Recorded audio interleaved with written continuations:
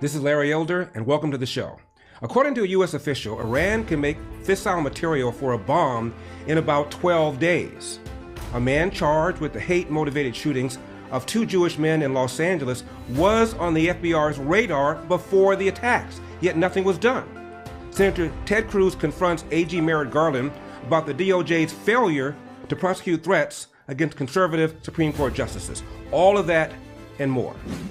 I want to tell you about a story involving the great Eldersky and Harvey Weinstein. This took place some years ago. A buddy of mine is the editor of Daily Variety. He was then. Invited me to some sort of anniversary party they were having. Wine and cheese thing. I go there, maybe 30, 40 people are there. And everyone's talking and chatting amicably. And up comes Harvey Weinstein, who I'd never met. I knew who he was.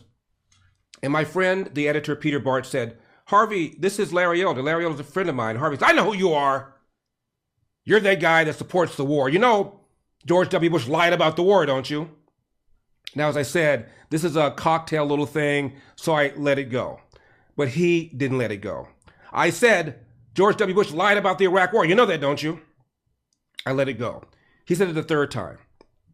At that point, I said, "Okay, it's on."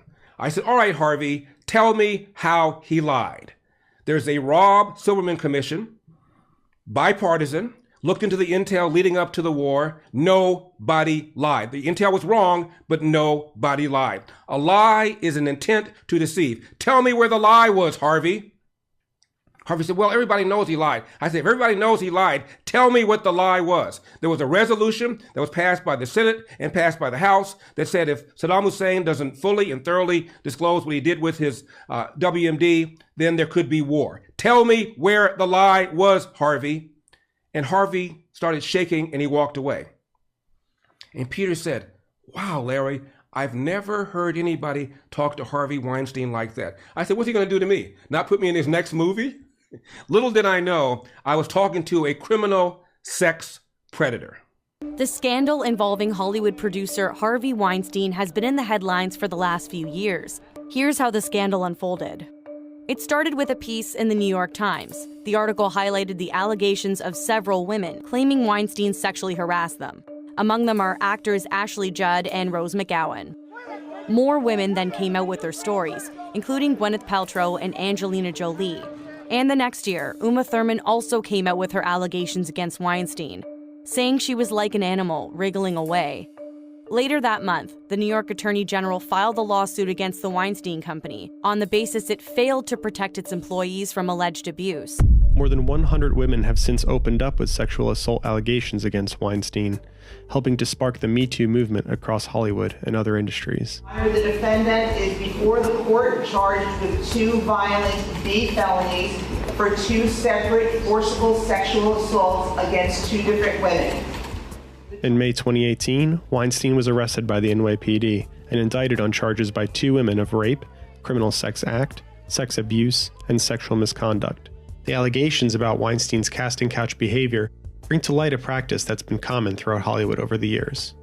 Harvey Weinstein is sentenced to 16 years in prison for sex crimes in Los Angeles. It comes as Weinstein is currently serving a 23-year sentence in New York City, where he was convicted of rape and sexual assault in 2020. The LA sentencing follows Weinstein's trial in December, where a jury found him guilty on 1 count of rape and 2 counts of sexual assault.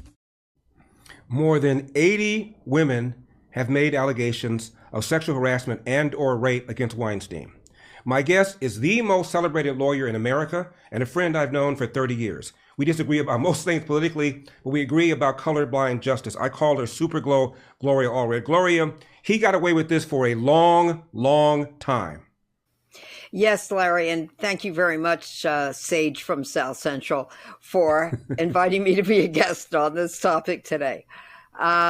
He did, and actually out of the more than 100 women who came forward, he actually was only convicted of crimes against 3 of them.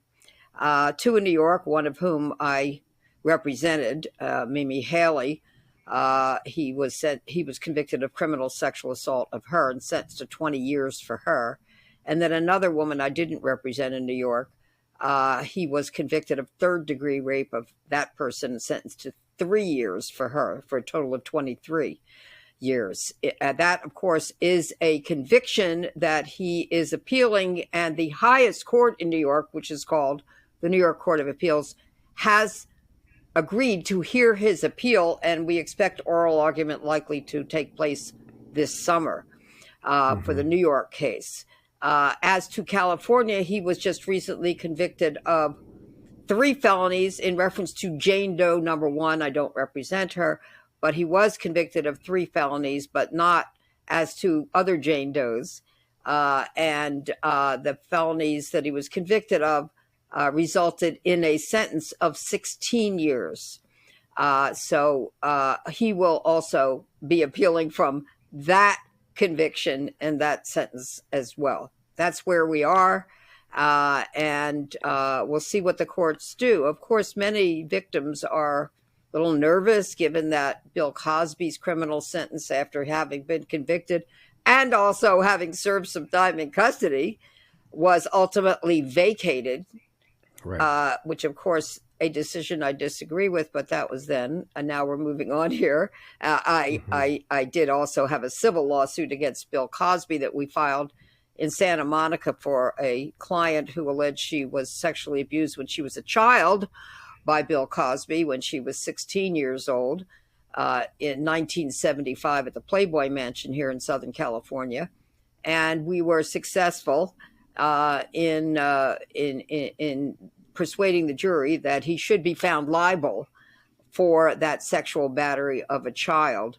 So that, he's going to be appealing from that as well. So we are proceeding. The Me Too movement is alive and well, living in Los Angeles, and for that matter, throughout the country. I'm hearing from rape, sexual assault, and child sexual abuse victims every day from some part of this country, from women and sometimes children, those under 18, who want to do something about it, not just talk to the press. And I know the press doesn't like confidential settlements. That's their problem, not mine, because I have to do what my clients want. And not everybody wants to have the world know that they were rape victims or child sexual abuse victims.